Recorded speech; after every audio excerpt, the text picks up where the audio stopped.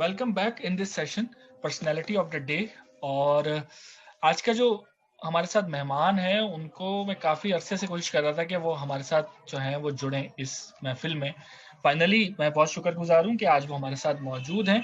बहुत से लोग जब मैं ट्रेनिंग करा रहा होता हूँ या जब लोग मुझसे मिलते हैं तो उसके बाद लोग पूछते हैं कि यार ये मतलब जो आप इतना ज़्यादा एंटरटेनिंग ट्रेनिंग कराते हैं और लोगों को सोने नहीं देते, लोगों से मस्ती मजाक भी होता है और पढ़ाने का एक अलग तरीका कार है, बहुत तारीफ करते हैं। तारीफ बेशक तारीफ के काबिल से अल्लाह की जात है, हम सब कोशिश करते हैं।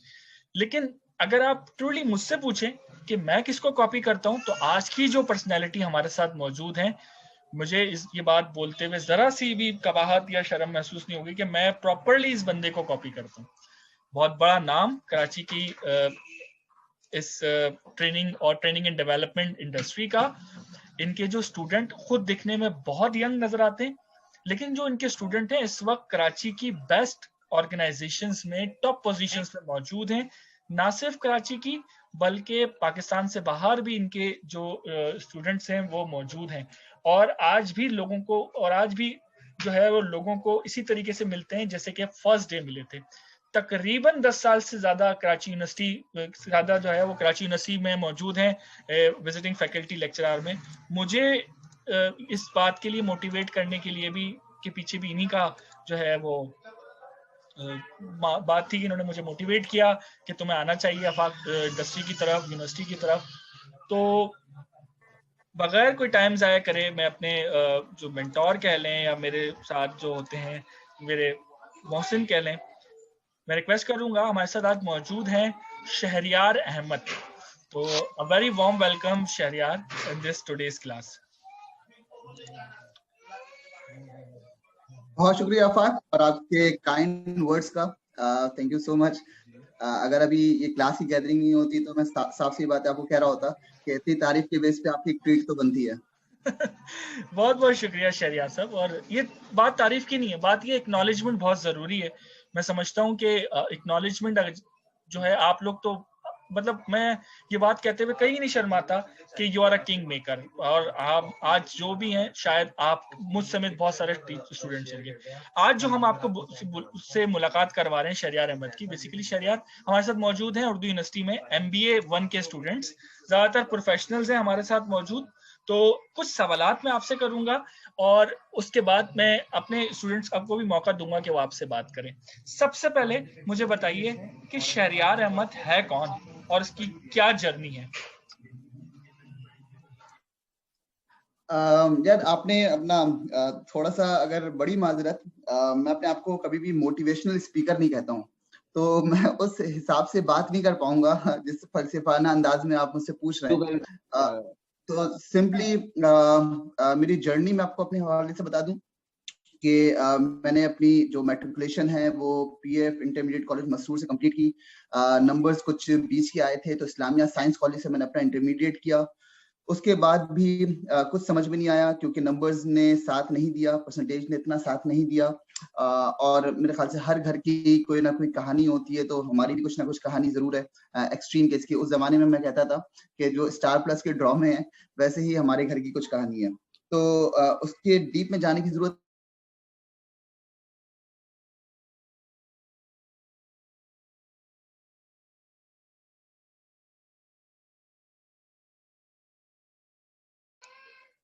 शहरियार आपकी आवाज समझ में नहीं आ रही।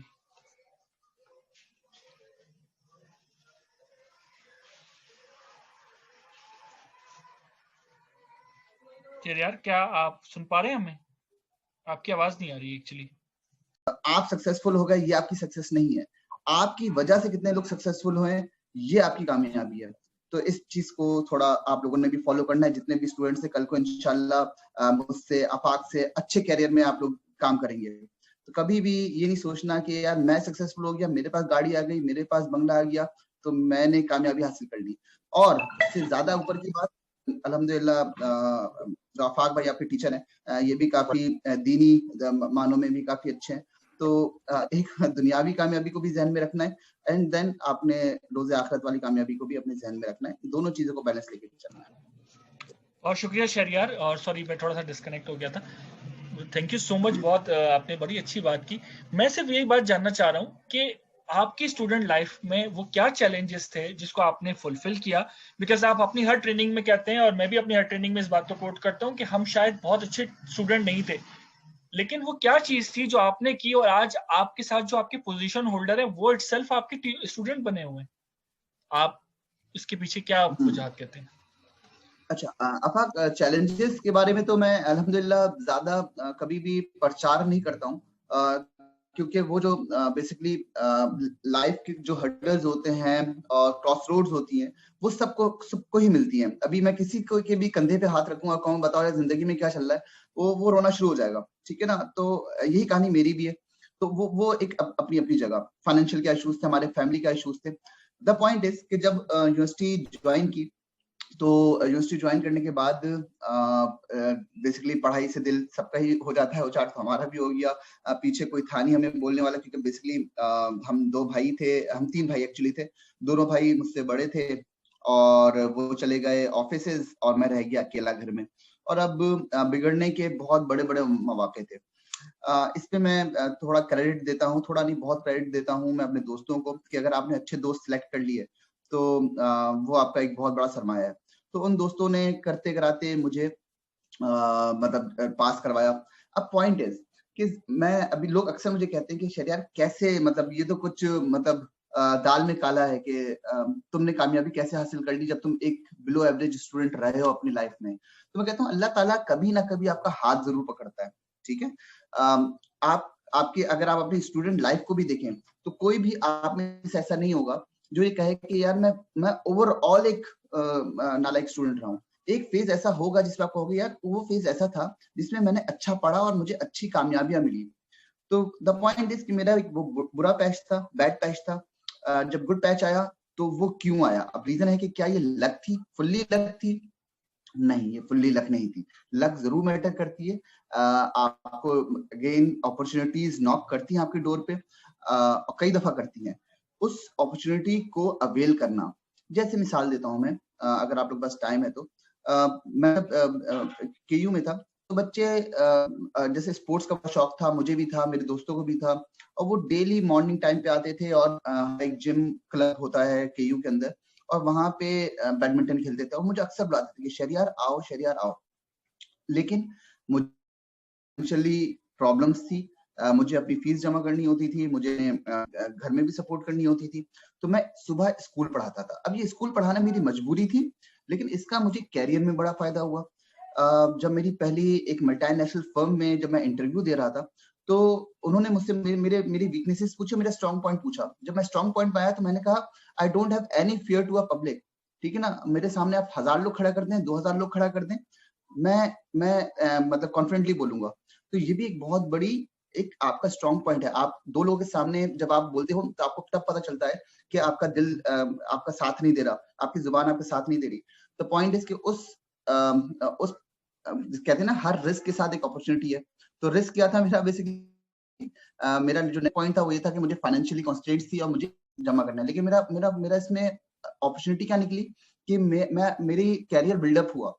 मैंने अपने आप को basically as a trainer, as a teacher develop किया। सिमिलरली पास आउट होने से कुछ अरसे पहले मैंने डिफरेंट फूड इंडस्ट्रीज की जॉब करना, मैंने अपना एक रिस्क असेसमेंट किया। ये वर्ड आपने अपनी जिंदगी में सुना होगा और प्रोफेशनल लाइफ में आप बहुत सुनेंगे कि रिस्क असेसमेंट करनी है।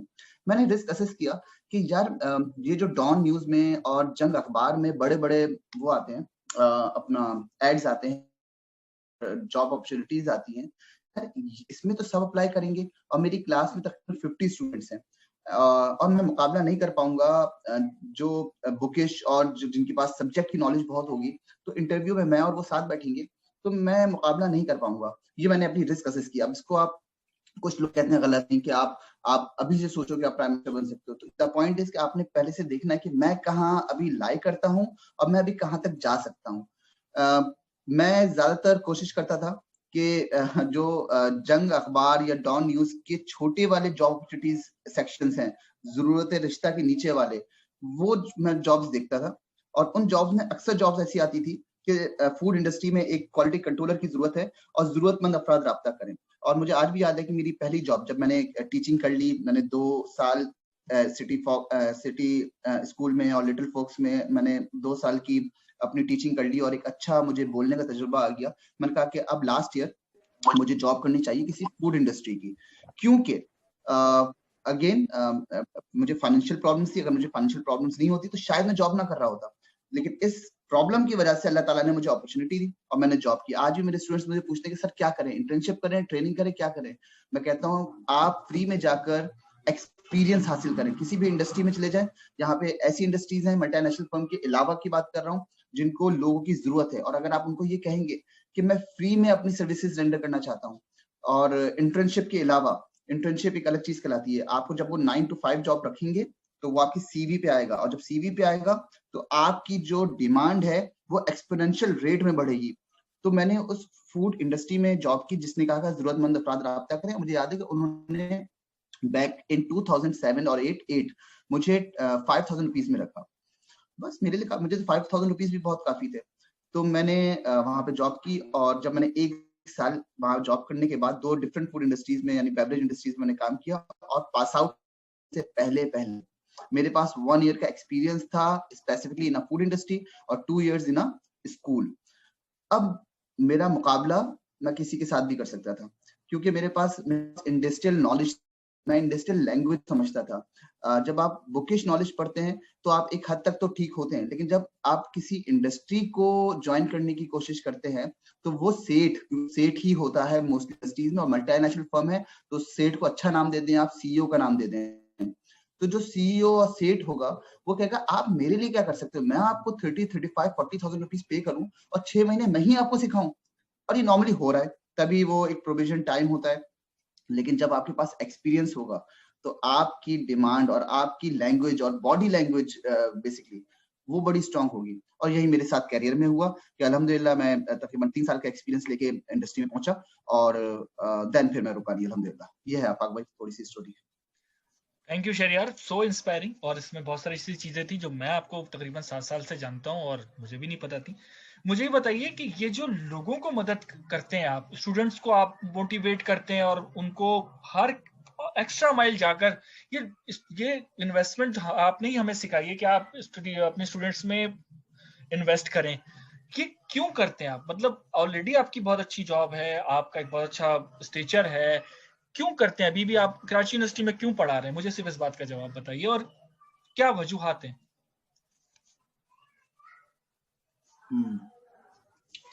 यार आफाक शायद आप अभी लॉग आउट हो गए थे, तो मैंने वो अपना सिग्नेचर सेंटेंस बोल चुका हूँ कि कामयाब इंसान वो नहीं जो खुद सक्सेसफुल है। एग्जैक्टली। कि आपने कितने लोगों को सक्सेसफुल किया, ये आपकी बेसिकली कामयाबी है। बेसिकली जब मैं स्टूडेंट था तो मैं कभी भी टीचर्स को इसका इल्जाम नहीं ठहराता, कभी भी, ठीक है ना, क्योंकि मेरी ही कुछ लैकिंग होगी और मैं ही समझ नहीं पा रहा हूँ। लेकिन ये एक मेरा फैक्ट था कि मैं ये जब बैठता था क्लासेस में, तो मुझे ये लगता था कि यार ये ऐसा क्यों पढ़ा रहे हैं, मतलब ये क्यों मेरे समझ में नहीं आ रहा कि मैं इतना, सॉरी टू से अगर मैं स्लैंग यूज कर सकूं, क्योंकि मैं अपनी ट्रेनिंग में बड़ा स्लैंग यूज करता हूँ, आई डोंट नो जी आप जी, लोग भी। बिल्कुल बिल्कुल, गो अहेड। या ये बिल्कुल एक यार इनफॉर्मल महफिल है। मुझे अक्सर मेरे भाई भी कहते थे यार मैं गधे को भी समझाऊंगा ना समझ में आ जाएगा, तुम्हें समझ में क्यों नहीं आ रहा? तो मैं अपने आप को कहता था यार पढ़ा यार नहीं, मेरे साथ कोई मसला है वाकई। फिर मैंने यूनिवर्सिटी में कदम रखा तो यूनिवर्सिटी में भी टीचर्स पढ़ा रहे हैं, तो मेरे सर के ऊपर से जा रहे हैं, और मैं बहुत मतलब अपने से डिसअपॉइंट होता था। और फिर मेरे जहन में आता था कि यार ये इसको इस तरह भी पढ़ा सकते थे, कि बेसिक लेवल से भी तो शुरू कर सकते हैं। टीचिंग का आगाज ऐसे ही हुआ था मेरे। टीचिंग का अफाक भाई ने जैसे बताया कि मैं 10 ईयर्स से कराची यूनिवर्सिटी के में क्वालिटी एश्योरेंस का सब्जेक्ट जो है वो पढ़ा रहा हूँ। फिर मैं IOBM में पढ़ा रहा हूँ, इंस्टीट्यूट ऑफ बिजनेस मैनेजमेंट में, एंड मैं दारुल उलूम कोरंगी में भी पढ़ा रहा हूँ। तो 3 जगहों से मैं अटैच्ड हूँ, और टीचिंग में आने का मकसद भी यही था। मैं अगेन जब आप टीचिंग के लिए अप्लाई करते हो तो आपसे कहते हैं कि आपका ग्रेड क्या है, और मैं बड़ा ही पहले तो नहीं लेकिन अब बड़ा प्राउडली कहता हूँ कि मैं 2nd डिवीजन की स्टूडेंट हूँ। लेकिन मुझे वो आता है जो अगर स्टूडेंट अपने पैसों से करेंगे तो 60, 70, 80,000 रुपीज में करेंगे, और आप बेहतरीन जानते हैं इस बात को कि हमारे लीड ऑटो कोर्सेज कितने होते हैं। तो अगर मैं ये फ्री में अगर डिलीवर कर दूं तो क्या जा रहा है आपका, और यही मेरा आगाज बना KU में एडमिशन का। मैं डायरेक्टली डीन के रूम में गया और मैंने कहा सर पढ़ाना है, मेरे पास वो स्किल्स हैं जो स्टूडेंट्स को फ्री में मिल सकती हैं, क्यों हम मतलब पैसे देकर स्टूडेंट्स को वो चीज बताएं। तो पहली बात तो ये हो गई। दूसरी बात आपने कहा कि क्यों बताना है, क्यों करना है, तो यार रीजन यही कि जब मैं स्टूडेंट लाइफ में था तो कोई गाइडेंस नहीं मिलती थी, डरता था, मैं टीचर से डरता था। तो टीचर्स बहुत अच्छे होंगे लेकिन एक गैप रहा हमेशा से।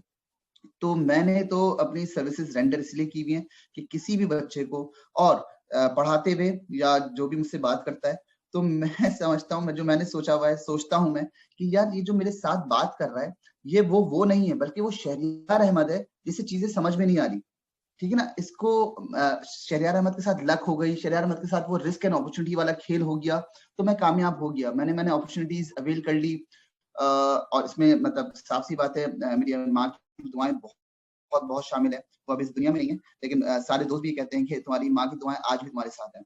द पॉइंट इज कि किसी से भी मैं बात करता हूँ और कोई मुझसे सवाल करता है तो मेरे जहन में जरूर आता है कि ये वो नहीं है, बल्कि ये वो शहरियार अहमद है जो वाकई समझना चाहता है लेकिन उसको समझ में नहीं आ रहा है। तो बेसिकली रीजन यही होती है कि लोगों को जो प्रॉब्लम्स हैं, technical problems, educational problems, even वो मुझसे कैरियर गाइडेंस भी ले रहे होते हैं। और मेरी कोशिश रहती है, इससे मेरा थोड़ा सा स्केड्यूल बहुत बहुत बिगड़ गया है। घर में भी काफी टाइम मैनेजमेंट के इश्यूज हैं, बट मैं बड़ा सीरियसली सोच रहा हूँ कि मैं एक स्लॉट बना लूं और सोशल मीडिया में वो चीज इन कर दूं कि फ्रॉम 11 PM टू 11:30 PM ये टाइम है सारे बच्चों का। क्योंकि अब ऐसी कॉल्स आती है, अचानक कॉल्स जिसमें मैं सो रहा हूँ या लेटा हूँ, सर वो आपसे एक बात करनी थी। ये मैं स्टूडेंट्स को भी थोड़ा समझाऊंगा, टीचर को जब भी कॉल करें तो एटलीस्ट पहले उनसे मैसेज पे टाइमिंग पूछ लीजिए, बिल्कुल टाइमिंग पूछ लीजिए, उनकी फिजिबल टाइमिंग। और कॉल करने के बाद भी पहला क्वेश्चन जरूर अस्सलाम वालेकुम के बाद कि सर आप फ्री हैं, आपके 5 मिनट्स मिल सकते हैं। ये है जेन्युइन सवाल। और फिर टीचर आपको बोलेगा, जो भी मेंटोर है जो भी है, जी जी बिल्कुल मिल सकता है, या वो कहेगा मैं कॉल बैक करूंगा आपको। मुझे जैसा टीचर आपको फौरन कहेगा या तो मैं फ्री हूँ या मैं खुद कॉल बैक करूंगा। अगर आपने अपनी बात शुरू कर दी तो वो थोड़ा सा अच्छा नहीं लगता। तो ये है अपना आफाक भाई। एक्सेलेंट, बहुत बहुत बेहतरीन बात की आपने। और इसमें कोई डाउट नहीं है कि आप हमेशा से ही जो है वो कराची के one of the best teachers और इस वक्त जो ट्रेनर्स हैं और ऑडिटर्स हैं उसमें आपका शुमार होता है, और आप एक इंस्पायरिंग स्टोरी हैं। थोड़ा सा बात करते हैं इंडस्ट्री के हवाले से कि इंडस्ट्री भी आपको बहुत एक अपर लेवल का एक प्रोफेशनल ग्रेड कर रहे हैं। आप क्या समझते हैं क्या चैलेंजेस है, बिकॉज आप एक फूड टीम भी डेवलप करते हैं, एक फूड टीम भी हैंडल कर रहे हैं। जो यंग ग्रेजुएट्स आप देख रहे हैं उन्हें उनमें आप क्या ऐसी कमी है जो महसूस कर रहे हैं, जो इंडस्ट्री की रिक्वायरमेंट है लेकिन यंग ग्रेजुएट्स में वो वीकनेस है? तो हमारे पास भी जो स्टूडेंट्स हैं, ये बहुत अच्छा टाइम है कि इनका फर्स्ट सेमेस्टर चल रहा है एमबीए का, और आने वाले 3 सेमेस्टर में ये अपने अंदर वो स्किल्स एंड एबिलिटीज को एनहेंस कर सकते हैं। अच्छा अफाक, ये बातें ना मेरे पास अभी भी आती हैं। जो मेरे क्लासमेट्स हैं जो मैनेजरल पोस्ट पर हैं और हायर कर रहे हैं, इवन मैं और तुम भी इंटरव्यू कर रहे होते हैं, तो ये बात से मैं इख्तलाफ करता हूँ कि आजकल के स्टूडेंट्स पहले के स्टूडेंट्स से बुरे हो गए हैं। बिल्कुल भी नहीं हुए हैं, क्योंकि अगेन मैं हमेशा अपने आप से कंपेयर करता हूँ कि यार मुझसे बुरा कौन होगा, ठीक है ना। तो पॉइंट इज के स्टूडेंट्स को कुछ चीजों को अपनी जिंदगी में, सिर्फ प्रोफेशनल लाइफ में नहीं, अपनी जिंदगी में मतलब शामिल कर लेना चाहिए। ठीक है, अब मैं दीनी बात नहीं कर रहा, दीनी बात एक अलग बात है ना, ठीक है, उस पर कभी आप लोगों से बैठक हो जाएगी। मैं दुनियावी तौर पे बात कर रहा हूँ, ये भी हमारा दीन भी वैसे यही कहता है। आपने यार कमिटमेंट कमिटमेंट बहुत इंपॉर्टेंट है। आपने, मैंने देखा है लोगों की प्रोफेशनल लाइफ में बड़े बड़े अच्छे अच्छे पोजीशन होल्डर्स, बट वो कमिटमेंट पूरी नहीं करते। और हमारे काम में जो एज एन ऑडिटर में अगर बात करूं तो कमिटमेंट बहुत इंपॉर्टेंट चीज है। और इसमें कमिटमेंट का मतलब क्या है कि अगर मैंने कहा है कि कल सुबह 9 बजे आना है तो 9 बजे आना है। अगर हमने रिपोर्ट सबमिट करनी है तो रिपोर्ट सबमिट करनी है। इसमें हमने मतलब डिले नहीं करना। देखिए ह्यूमन एरर्स जरूर हो सकते हैं, ठीक है, कोई भी चीज बीच में जरूर हो सकती है, लेकिन मोस्ट ऑफ द टाइम आपने कोशिश करनी है कि यार मैंने जो जुबान दे दी वो जुबान दे दी। ये तो हो गया आपकी मतलब पर्सनल लाइफ में। प्रोफेशनल लाइफ में हमारे साथ हमारा स्केड्यूल होता है।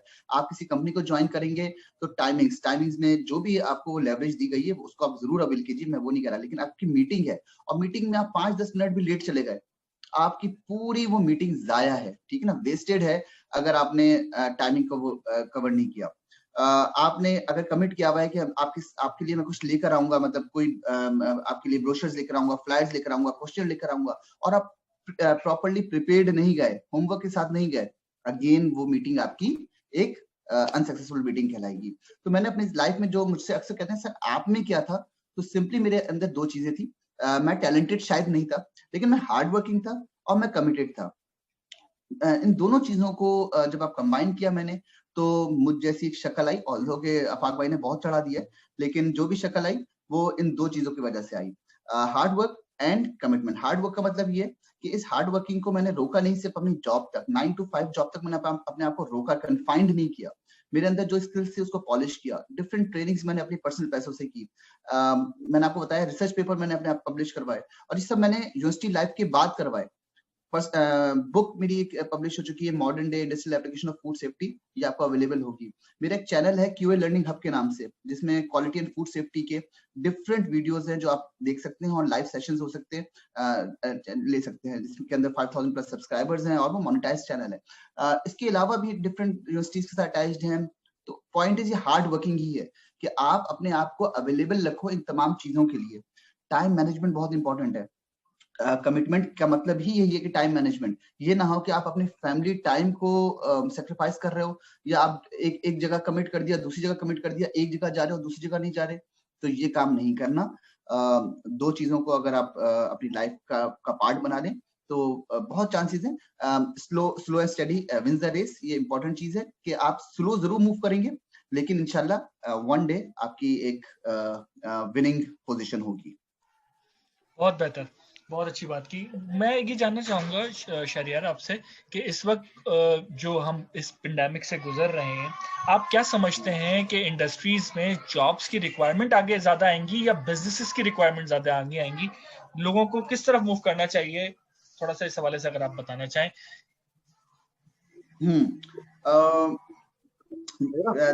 पॉइंट अगेन इसमें आफाक ये है कि जो बिजनेस अपॉर्चुनिटीज हैं ये हमेशा ठीक है, ये तो हमारी हदीस भी है कि तजारत के बहुत फायदे हैं, और सुन्नत भी है। तो अगेन बिजनेस का जो सोच रहा है बहुत अच्छा सोच रहा है, बेहतरीन सोच रहा है। बस पैंडेमिक में यस देखिए रिस्क असेसमेंट, क्योंकि बेसिकली बिजनेस अभी तक मैंने भी कोई फुल फ्लेज स्टार्ट नहीं किया, तो रिस्क असेसमेंट स्टूडेंट्स को करने की जरूरत है। रिस्क असेसमेंट का मतलब है डिफरेंट फैक्टर्स को आपने अंडर कंसिडरेशन लेकर आना है कि माहौल क्या है, एक्सपोर्ट क्या है, इंपोर्ट क्या है, पॉलिटिकल स्टेबिलिटी क्या है, एनवायरमेंटल स्टेबिलिटी क्या है, ये पैंडेमिक का क्या इशू कब तक चलेगा, एंड उसके बाद ही आप सोच। और अगर आपका कोई ऐसा बिजनेस प्लान है जो इस पैंडेमिक सिचुएशन के अंदर ही रहता हुआ फ्लोरिश कर सकता है, तो my suggestion is to go for it. Second one is job की जो मार्केट है, देखिए बेटर कंडीशंस हो रही हैं apart from the political discussion.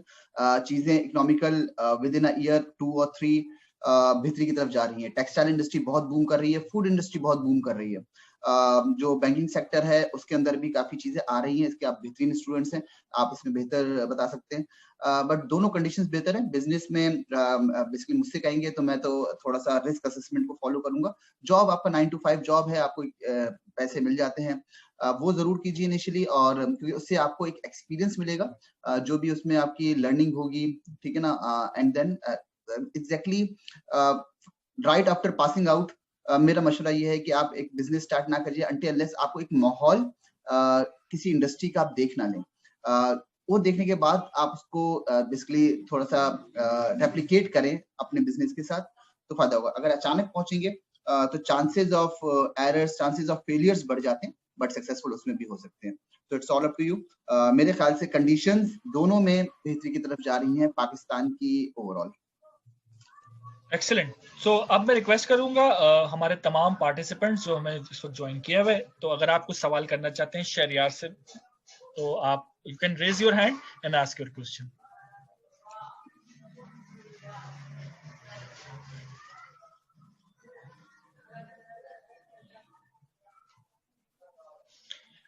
एक सवाल आया शहरियार आपसे पूछने के लिए, वो ये कि क्या आप अभी भी अपनी स्किल्स को डेवलप करने के लिए काम कर रहे हैं, या मतलब ऑलरेडी आप अपनी लाइफ में जो चाहते थे वो अचीव कर चुके हैं?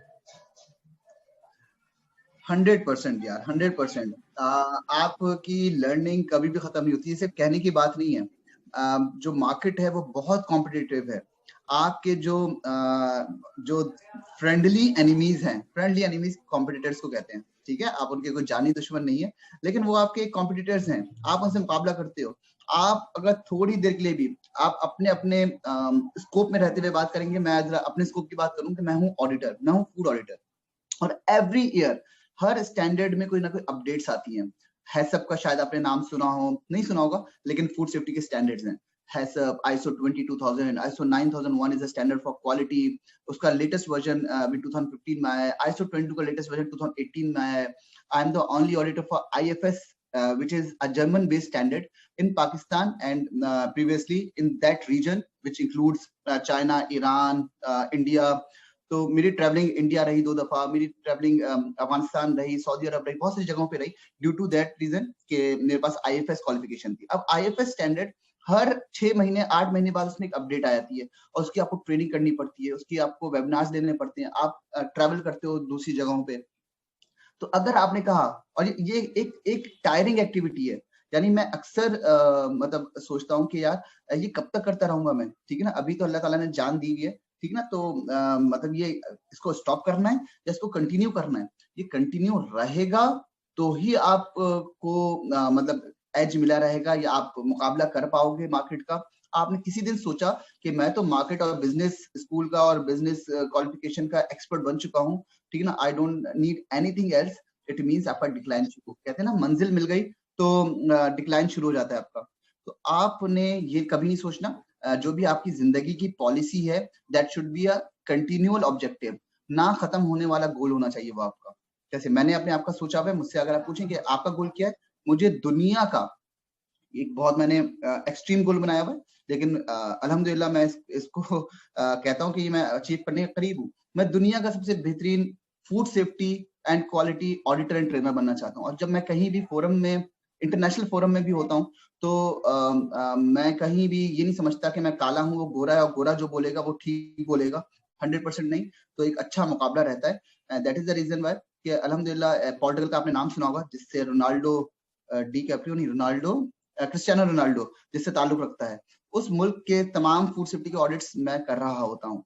तो हमने कभी भी, और हमारे पाकिस्तानी की सोच क्या होती है कि यार हमारा तो गोरा ऑडिटर करने आया था। तो इस अप्रोच से भी आपने ये अप्रोच नहीं रखनी, अपने आप को इतना मनमाना है कि आपको लोग माने। तो सवाल आपका बेसिकली यही था कि आपने नहीं, बेसिकली तो अभी भी आप अपनी डेवलपमेंट पे काम कर रहे हैं, और एग्जैक्टली इंशाल्लाह हम आपके साथ मौजूद हैं, आपके लिए दुआ गो हैं कि आप अपने गोल को अचीव करें, क्योंकि आपके गोल में काफी लोगों के गोल्स अचीव हो जाएंगे। मेरे साथ हमारे साथ मौजूद है हमारे एक स्टूडेंट अरसलान जी। अरसलान, अगर आप कोई सवाल करना चाहें। जी सर, मेरा क्वेश्चन इनसे ये था, अस्सलाम वालेकुम शहरियार। क्वेश्चन ये था कि IFS ये सिर्फ सेंट्रल एशिया में क्यों जो है वो चलती है, अदरवाइज अक्रॉस द ग्लोब क्यों नहीं है? ये जो आप चेक कर रहे होते हैं जो भी स्टैंडर्ड्स वगैरह, तो ये थोड़ा सा डिस्क्राइब करें कि ये क्यों सिर्फ सेंट्रल एशिया के लिए ही लाजमी करार दी गई है।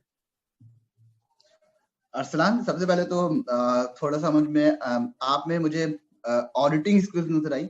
आपने बड़ी जल्दी में IFS पकड़ा, ऑल्दो के मैंने IFS बहुत जल्दी में बोला था, और ये IFS मेरा ख्याल है कि आप लोग की रिलेटेड फील्ड भी नहीं है, लेकिन मैं थोड़ा सा क्लियर कर दूं कि फूड सेफ्टी के बहुत सारे स्टैंडर्ड्स हैं। फूड सेफ्टी के इसमें मैं जल्दी जल्दी नाम लेता हूँ। ISO 22000, FSSC 22000, हैसअप, हलाल, GMP, BRC, IFS, SQMS, SQF, फिज्मा। अब ये जितने भी मैंने नाम लिए, कभी इंशाल्लाह गूगल कर लीजिएगा। लेकिन ये तमाम स्टैंडर्ड्स हर मुल्क ने बनाए हुए हैं। ISO 22000 एक ISO स्टैंडर्ड मेकिंग बॉडी है, इसकी हिरार्की अफाक भाई इंशाल्लाह आपको बताएंगे कि ISO किस तरह काम करती है। IFS जर्मन बेस्ड स्टैंडर्ड है, BRC UK बेस्ड स्टैंडर्ड है, फिज्मा अमेरिकन बेस्ड स्टैंडर्ड है, SQF ऑस्ट्रेलियन बेस्ड स्टैंडर्ड है। अब होता क्या है, ये एक मनी मेकिंग है। आपने अगर कोई चीज एक्सपोर्ट करनी है to German market, Germany, Italy, France, they ask कि आपकी प्रोडक्ट और आपकी company should be IFS certified. अगर आपने एक्सपोर्ट करनी है टू यूके, तो UK ask that company to go for BRC certification. इसी तरह SQF ऑस्ट्रेलियन, फिज्मा अमेरिकन। तो ये एक मनी मेकिंग है। आप मुझसे कहेंगे कि शरियार भाई क्या डिफरेंस है बिटवीन दी स्टैंडर्ड्स? तो there is no big difference between the standards. अगर मैं एक ऑडिट BRC का करता हूँ, तो मुझे ऑलमोस्ट मोर और लेस वैसा ही ऑडिट IFS का भी करना होता है, लेकिन उस मुल्क की रिक्वायरमेंट है कि वो आपसे कोई चीज खरीदने से पहले आपको अपना स्टैंडर्ड बेचना चाहता है, तो वो बेचता है। पाकिस्तान में मेरे पास ये क्वालिफिकेशन, अब आपका सवाल था IFS से यहाँ पे क्यों होता है, नहीं यहाँ पे नहीं होता, पूरी दुनिया में होता है, हर जगह इसके ऑडिट्स हो रहे हैं। लेकिन हाँ, अगर आपका सवाल ये है कि पुर्तगाल मुझे क्यों बुला रहा है, पाकिस्तान से क्यों बुला रहा है, तो उसके डिफरेंट रीजंस हैं, वो रीजंस भी बताए जा सकते हैं। लेकिन द पॉइंट के IFS, मेरा क्वेश्चन शहरयार ये था कि IFS जो आप कह रहे थे, जर्मन यानी जर्मनी में आप जो अपना प्रोडक्ट एक्सपोर्ट करते हैं, तो सेंट्रल एशिया के मुल्कों को ही क्यों उन्होंने हिट किया हुआ है? क्या हमारे प्रोडक्ट ज्यादातर जर्मनी जा रहे हैं एक्सपोर्ट होके, जो उनके स्टैंडर्ड के मुताबिक होने चाहिए, या ऐसी क्या वजह है कि उसके लिए जो ना IFS जैसे आपने नाम लिए थे, इंडिया, पाकिस्तान, अफगानिस्तान और इस तरह के जो सेंट्रल एशिया के मुल्क है, तो क्यों हम ज्यादा क्यों उस पर फोकस कर रहे थे, यानी हमारी कंट्री को फोकस क्यों किया जा रहा है? अरसलान, बेसिकली एक्सपोर्ट हमारी होती है, ठीक है, हमारी मतलब हम पे फोकस नहीं किया जा रहा। जिस इंडस्ट्री ने, आपने एक इंडस्ट्री खोली और आपने कुछ मार्केटिंग ऐसी की कि आपकी प्रोडक्ट जर्मनी के लिए एग्री कर गया, और आपको शायद पता होगा कि हम एग्री बेस्ड कंपनी है, कंट्री है, और हमारे जितने भी ग्रेन्स हैं, जितने भी फ्रूट्स एंड वेजिटेबल्स हैं, वो बहुत अल्हम्दुलिल्लाह अच्छी तादाद में एक्सपोर्ट हो रहे हैं आफ्टर टेक्सटाइल प्रोडक्ट। तो हम, आपने कोई इंडस्ट्री खोली, आपने और हमारी बिस्किट्स और इस तरह की प्रोडक्ट्स भी जा रही हैं। अब आपको जर्मनी का कोई रिटेलर मिल गया, रिटेलर का मतलब जो बड़े बड़े ब्रांड्स हैं, मेट्रो के नाम से, वॉलमार्ट के नाम से, टेस्को के नाम से, ये बिल्कुल बिल्कुल ठीक है। आपने कहा कि मैं और आपको ऐसे नहीं मिलता जैसे आपने वहां कॉल की मेट्रो को और मेट्रो ने कहा ले आओ, नहीं, ऐसे नहीं, तो बीच में ब्रोकर होगा। तो ब्रोकर ने कहा ठीक है, मैं आपकी प्रोडक्ट पूरा कंटेनर मंगवाता हूँ और जर्मनी की मार्केट्स में रखूंगा, बट मार्केट करने से पहले आपको IFS करना होगा। अब आपने कहा अच्छा IFS करना होगा, तो कौन यहाँ पे ऑडिट करेगा? आपने कहा यहाँ पे तो सिर्फ SGS कर सकती है, SGS में सिर्फ शहरियार कर सकते हैं, तो अब आपने IFS करवाना है। तो ये कस्टमर डिमांड पर होता है, ये ऐसा नहीं है कि उन्होंने मस्ट किया हुआ है। आपको अगर जर्मनी मार्केट नहीं करनी, ना करें, आप ISO और FSSC की सर्टिफिकेशन के बेस पर बहुत सारे मुल्कों में कर सकते हैं। लेकिन अगर आपको अमेरिका करना है तो आपको SQF करना होगा। इवन आप कहें मैं IFS सर्टिफाइड हूँ, तो अमेरिका में मेरी प्रोडक्ट आ जानी चाहिए, तो अमेरिका कर भी सकता है। ये एक लंबी कहानी है, इतनी छोटी चीजों में मैं आपको नहीं बता सकता कि क्या कहानी वहां होती है, लेकिन जस्ट बिल्कुल एक इन लेमैन लैंग्वेज आप समझ लीजिए, हर मुल्क ने अपना स्टैंडर्ड बनाया हुआ है और वो प्रेफर करता है अपने ही स्टैंडर्ड को अगर उन्होंने प्रोडक्ट इंपोर्ट करनी है। Thank you. अच्छा जी, कोई और सवाल?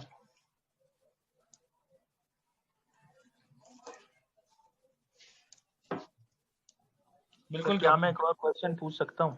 पहले किसी और का लेना अरसलान, फिर इंशाल्लाह करते हैं। Okay, thank you. अच्छा जी, anyone else would like to ask any question? Yes, Ilya, over to you. जी, मेरा क्वेश्चन है कि अगर आप किसी भी डिफिकल्ट सिचुएशन में स्टक हुए हैं, तो what would be the first step you would do, या जिससे आपकी एनर्जी बूस्ट हो, क्या चीज आप ऐसी करेंगे उस सिचुएशन से निकलने के लिए? अलिशबा, ये भी बेसिकली बहुत अच्छा सवाल है, लेकिन मैं हमेशा इनका नाम है एलिया। अच्छा, एलिया, एक अलिशबा भी ना, ओके, एलिया। अगेन मैं अपने आपको कभी भी मोटिवेशनल स्पीकर नहीं कहता हूँ, तो क्या करते हैं ये मेरे अभी जहन में बिल्कुल नहीं आ रहा मैं क्या करता हूँ ऑनेस्टली। अफाक, कुछ आइडिया आप दें, आप क्या करते हैं? आप स्मोकिंग करते हो।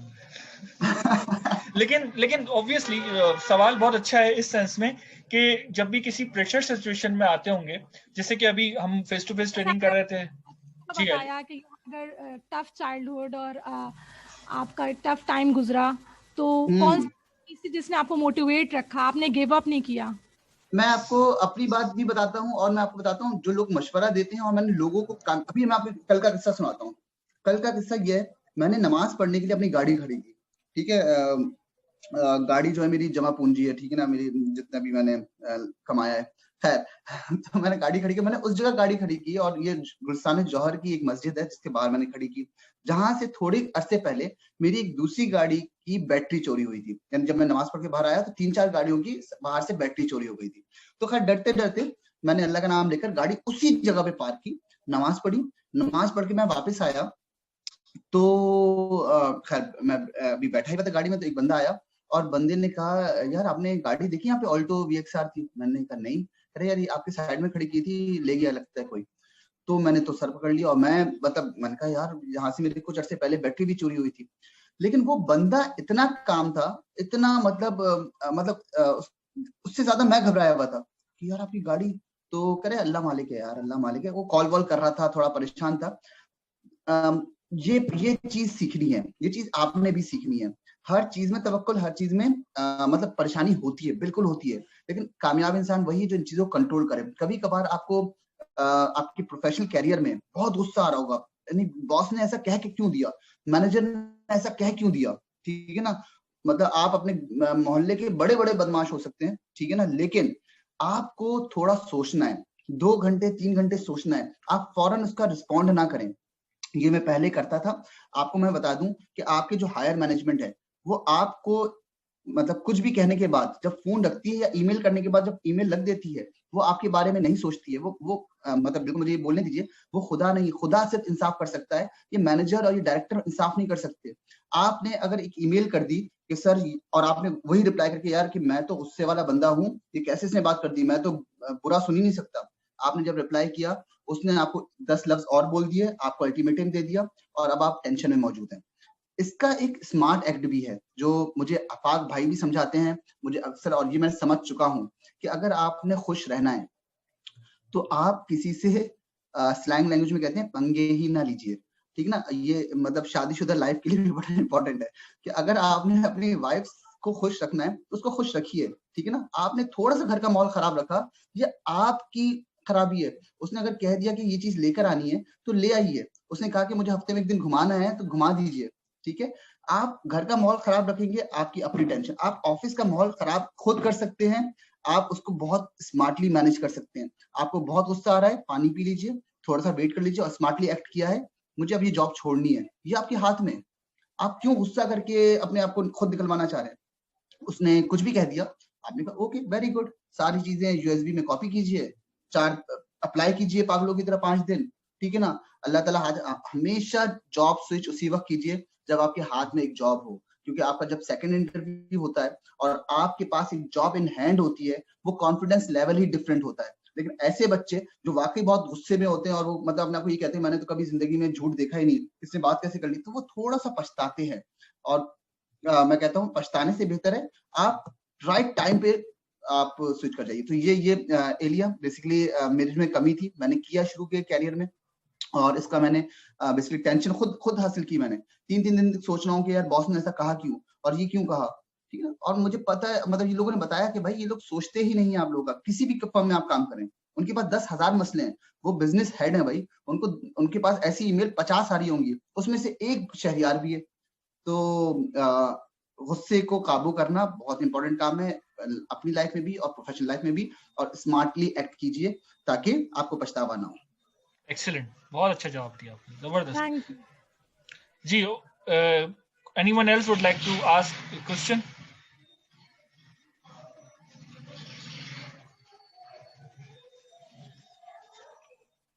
हाँ जी, कोई और कौन सवाल करना चाहेगा, घबराए और परेशान हुए बगैर?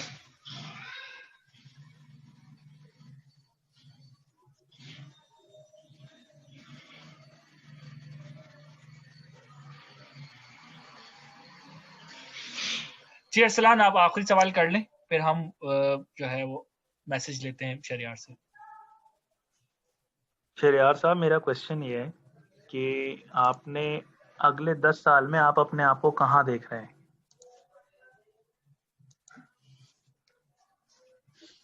बहुत ही अच्छा सवाल है अरसलान, ये अगले 10 साल में कहाँ देखते हैं। बिल्कुल ऑनेस्ट आंसर दूंगा। मैं हमेशा, मेरे जब स्टूडेंट्स आते हैं वो ये कहते हैं कि शहरियार भाई इंटरव्यू है, क्या बोले, तो मैं उनको कहता हूँ जो मुंह में सच आ रहा है वो बोलना है।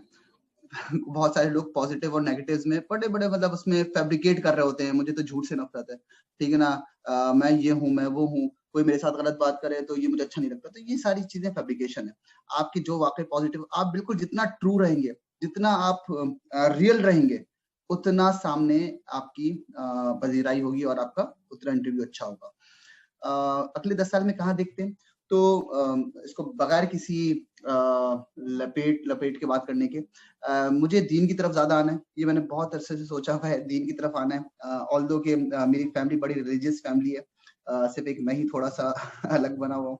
तो दीन को पकड़ना है, असल जिंदगी वही है। बहुत गलतियां कर रहे हैं और अभी भी कर रहे हैं, मतलब मैं कोई बिल्कुल भी नहीं, अफाक भाई शायद हंसे इस बात को सुनकर, लेकिन बहुत कोशिश है अल्लाह ताला जैसे जैसे लोग मुड़ते हैं यार, जैसे बड़े बड़े मिसालें हमारे पास मौजूद हैं कि वैसे मुड़ना है, वो असल कामयाबी वही है। बाकी बिल्कुल खाना पीना चलते रहना चाहिए और मेरे हाथ से अगर मैं रिस्क लोगों को प्रोवाइड करूं, अल्लाह ताला राजी है, लेकिन अगर मेरे हाथ से भी लोगों को मिले तो ये अच्छी चीज है। नहीं, ग्रो करना, फाइनेंशियली ग्रो करना कहीं से बुरा नहीं है, ठीक है। तो उसके लिए भी बिजनेस प्लान सोचे हुए हैं। जैसे मार्केट में एक छोटा सा नाम है मार्केट में, लेकिन अगेन ये रिस्क असेसमेंट के बाद अपने आप को देखना है। जॉब नहीं करनी, साफ सी बात, जॉब एक अच्छा कर लिया और उसके लिए प्लानिंग करते हैं, प्लानिंग कर रहे हैं। तो अपना बिजनेस इंशाल्लाह स्टार्ट करेंगे और बिजनेस का मतलब अपनी फील्ड से रिलेटेड ही, इसमें ट्रेनिंग, कंसल्टेंसी, सर्टिफिकेशन, इस तरह की चीज हो सकती है। तो वो हम बाय द टाइम कर भी रहे होते हैं। बाय द टाइम का मतलब कम्युनिकेशन कर रहे हैं कि यार इसकी क्या फिजिबिलिटी है, और वंस वो फिजिबिलिटी तैयार हो जाए तो इंशाल्लाह ताला फुल फ्लेज इसमें कूदने का प्लान है। तो बाकी अल्लाह मालिक है, कामयाबी जैसे अभी अफाक भाई कहते हैं। और बड़ा माजरत के साथ पॉलिटिकल डिस्कशन थोड़ी सी कर लेता हूँ। जैसे इमरान खान साहब कहते हैं प्राइम मिनिस्टर के, इंसान जो है वो सिर्फ कोशिश कर सकता है, कामयाबी अल्लाह ताला देता है। तो ये अच्छी बात है, तो कोशिश कर सकते हैं, लेकिन जैसे ज्यादा फोकस ये है कि यार अच्छा बनना है, जो गंदे काम हो गए जिंदगी में वो नहीं रखने, कंटिन्यू नहीं करने। चलिए यार, बहुत बहुत शुक्रिया। फास्ट का आखिरी सवाल ले लेते हैं जी। फास्ट, टाइम कम है जी। फास्ट, अस्सलाम वालेकुम सर। वालेकुम सलाम। सर एक छोटा सा सवाल है। सर बेसिकली मैं बैंक से रिलेटेड हूँ और मैं अपनी जॉब स्विच कर रहा हूँ अभी रिसेंटली। मैं ब्रांच बैंकिंग से इस वक्त डीलिंग कर रहा हूँ, ब्रांच बैंकिंग में होता हूँ, लेकिन जो मुझे ऑफर आई है वो है बेसिकली हेड ऑफिस के लिए, जो कि ट्रेड से रिलेटेड है। लेकिन जाहिर सी बात है मेरा एक्सपीरियंस अभी ट्रेड में इतना ज्यादा नहीं है, तो मुझे क्या मतलब एक जनरल सा क्वेश्चन, थोड़ा सा आपसे गाइडेंस है कि क्या मुझे ट्रेड की तरफ जाना चाहिए, क्योंकि एक न्यू फील्ड है और मेरी उसमें एक्सपर्टीज नहीं है।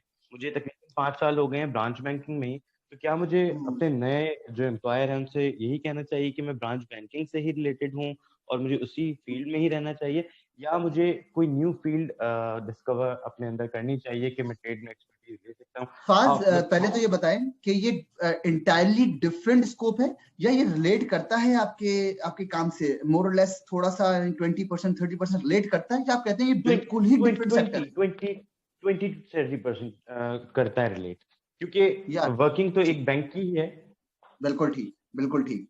फाज, 2-3 पॉइंट्स 4 पॉइंट से कंबाइन और इसका जो फाइनल नतीजा एंड रिजल्ट है वो आप अखज़ खुद कीजिएगा। मेरे कुछ पॉइंट्स हैं जो आप नोट कर लीजिए। हरकत में बरकत है। जब तक आप हरकत नहीं करेंगे आपके काम में बरकत नहीं आएगी। आप एक जगह स्टैग्नेंट हो जाएंगे, पानी भी एक जगह रुक जाता है तो वो खराब हो जाता है। तो हरकत करते रहिए, नंबर 1। नंबर 2, आपका अगर अभी जो प्रोफेशनल कैरियर है वो अगर 4 इयर्स और 5 इयर्स के अंदर है, तो जितनी स्विचेस आप पहले 5 साल में कर सकते हैं, चाहे वो 6-6 महीने के भी हो, आपको करना चाहिए। ठीक है, करना चाहिए। जितने अगर आप 5 इयर्स का कैरियर, 5 इयर्स के बाद अपने आप में थोड़ी सी स्टेबिलिटी लेकर आइएगा, क्योंकि उसके बाद जॉब अपॉर्चुनिटीज भी कम हो जाती हैं। 5 साल से पहले क्योंकि आप फ्रेश होते हो, 35, 40, 50 हजार में जॉब्स देने वाले बहुत होते हैं, बट 1 लाख की जॉब देने वाले बहुत कम होते हैं। तो उसके बाद आपने टिकना है, आपने रुकना है। तीसरी चीज, आपने 2 चीजों को जरूर देखना है, ठीक है ना? 2 चीजों को नहीं देखना, एक चीज को देखना है, बाकी चीजें आप बाद में देखिएगा। लर्निंग कहाँ मिल सकती है? मैं आपके पहले 5 साल या 4 साल की बात कर रहा हूँ। लर्निंग का है, पैसे मत देखिएगा कि यार पैसे अभी मुझे 48,000 रुपए मिल रहे हैं, वहां पे 55,000 रुपए मिल रहे हैं। बेशक वो 48,000 वाला आपको 45 दे दे, लेकिन आपने ये देखना है कि मुझे सीखने को क्या मिल रहा है, मेरी क्रेडेंशियल्स में क्या चीज आएगी, मेरी सीवी को क्या चीज स्ट्रॉन्ग कर रही है। और कंपनी लर्निंग के साथ साथ आपने ब्रांड नेम भी, जो दूसरी चीज है, ब्रांड नेम भी अपने ध्यान में डाल दीजिए कि अगर ब्रांड नेम दूसरा मिल रहा है। मैंने एक स्विच किया एक छोटी सी कंपनी में, पिज्जा हट पाकिस्तान में। मेरी सैलरी कम हो रही थी, लेकिन मैंने पिज्जा हट पाकिस्तान का नाम लेने के लिए और एक लर्निंग के लिए कि यार कोई मसला नहीं है। जो छोटी कंपनी थी वो मुझे गाड़ी दे रही थी बैक इन 2010, गाड़ी दे रही है मुझे कि शहर आप, और आप सोचे उसको कोई गाड़ी बोल दे आपको, जो बंदे ने बाइक ना देखी हो, ठीक है ना, उसको गाड़ी मिल रही हो, तो वो कहेगा अच्छा गाड़ी मिल रही है, सैलरी ठीक है 30,000 और गाड़ी। तो आपने इन चीजों से फिसलना नहीं है, लर्निंग मिल रही है, आपको ब्रांड नेम अच्छा मिल रहा है, ये आपको आगे जाके फायदा करेगा। पहले 5 साल कहते हैं ना वो मैट्रिक अच्छे कर लो तो इंटर अच्छा हो जाएगा, इंटर अच्छा कर लो तो वो, ये सब गलत बातें। आपने अगर शुरू के 5 साल अच्छा अपने आप को मनवा लिया, एक्सपीरियंस अच्छे ले लिए, आप एक्सपोनेंशियल रेट में ग्रो करोगे इंशाल्लाह आप सब। शहरयार बहुत बहुत शुक्रिया आपके टाइम का, और मैं बहुत शुक्रगुजार हूँ कि आपने कीमती वक्त आपने दिया, और तमाम हमारे स्टूडेंट्स जो हैं वो आपकी बात से और आपकी इस पूरी की पूरी जर्नी से बहुत ज्यादा इंस्पायर हुए। इन लास्ट अगर आप कोई मैसेज देना चाहें।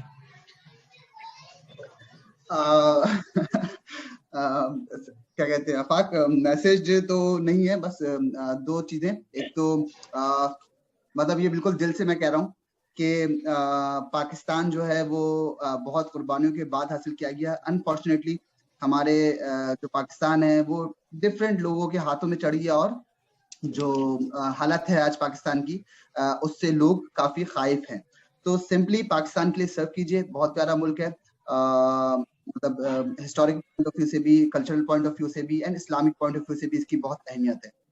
मुझे बहुत सारी ऑफर्स बाहर से आई, लेकिन मैंने वो रिफ्यूज इसलिए की कि पाकिस्तान में ही सर्व करना है, जैसे भी सर्व करना है।